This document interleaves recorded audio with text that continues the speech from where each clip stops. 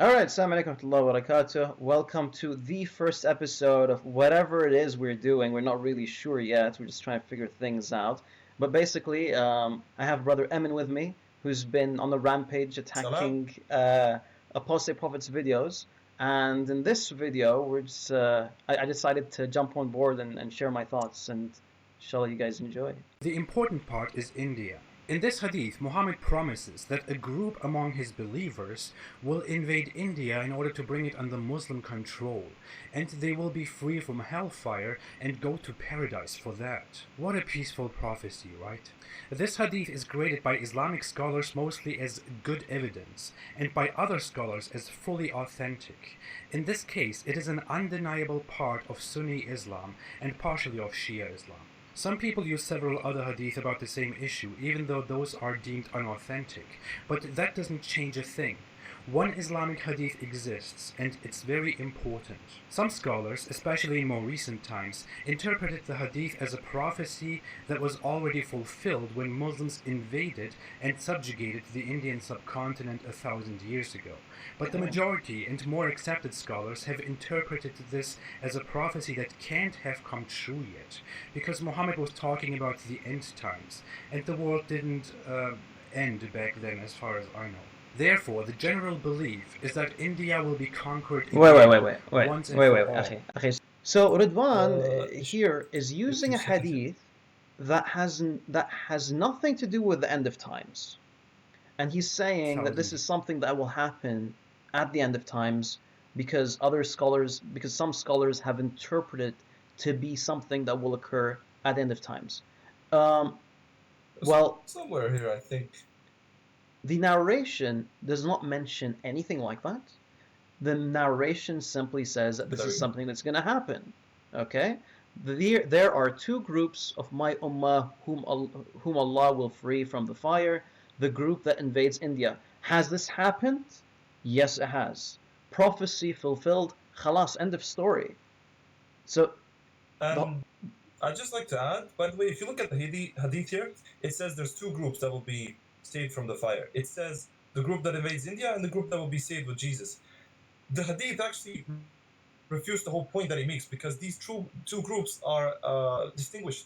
They're two different groups entirely. So it can't be that this group that invades India is the same group that will be with Jesus. exactly. So Good point. it's a very huge fallacy. It's very problematic if people fall for that. Go on. Okay, so here this Where were we? this as well, Akhi. This as well. He quotes, if you don't mind going back to that screen. So he says he shares three narrations, three numberings. They're all from Sunan Nasa'i. If you can find that, yeah. So one's authentic and two are weak. Now, none of the three mention anything about end of times. And my light went out. None of them, pretty much, yeah. Okay. But a lot of Muslims in Pakistan and India still believe firmly in this and still use this prophecy as a part of propaganda, religious propaganda. Some even think that the process has started off. Okay, so some people think a certain belief, and therefore the category that they name themselves to has to believe that as well. There's many people in Bosnia that believe, where I live, by the way, that believe in random stories about sheikhs that go on and get blessings and make springs of water come up. That doesn't mean it's part of Sunni Islam, despite the fact that there's many people that believe in that. So it's a lot of these things can turn into myths, and unfortunately, this is what some modern Pakistanis might do. But most Sunni Muslims understand that this already occurred, and that the Ghazwa-e-Hind is over. You can just make a quick search for Ghazwa-e-Hind right here on YouTube, and you can find a lot of videos, usually by Pakistanis or Pakistani imams, that approve of this and add to the prophecy. And in the comment section, you can see how peacefully people make comments such as, "I am ready for Ghazwa-e-Hind." It is a form of disgusting, barbaric propaganda. Like, Yeah. if you guys do a project for school, you're gonna at least go to Wikipedia. Right. You're not gonna go and say to your teacher, "Well, I read this in the YouTube comments." It's ridiculous, very unacademic.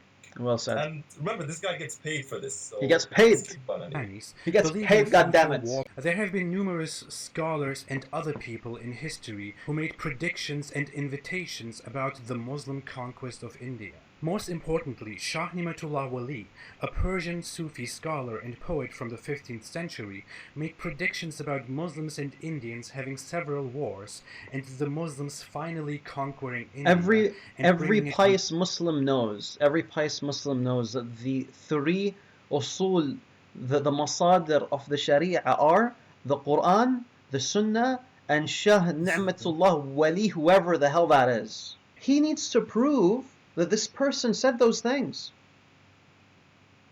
That too, the burden of proof is upon him. So he might be actually fabricating a thing about the poet himself. So, yeah. I don't know, because I've never heard of this. I mean, what are we supposed to do, Ridwan? Just take this blindly? I mean, I'm not gonna do that. You shouldn't do that. He probably read it in the YouTube comment. Possible, you know. It doesn't even go to Wikipedia. I mean, I'm gonna check the article on Shah Wali whatever. Muhammad made such prophecies about conquest. Not much. Khalas, bro. Khalas, we're done, bro. We're done. We're done, bro. We're done. Yeah. You guys watch this video. You guys like this video. You guys subscribe. Slap that button. And follow us on Twitter. Yeah. All right. Anything else, bro? Anything else? We'll be talking with people.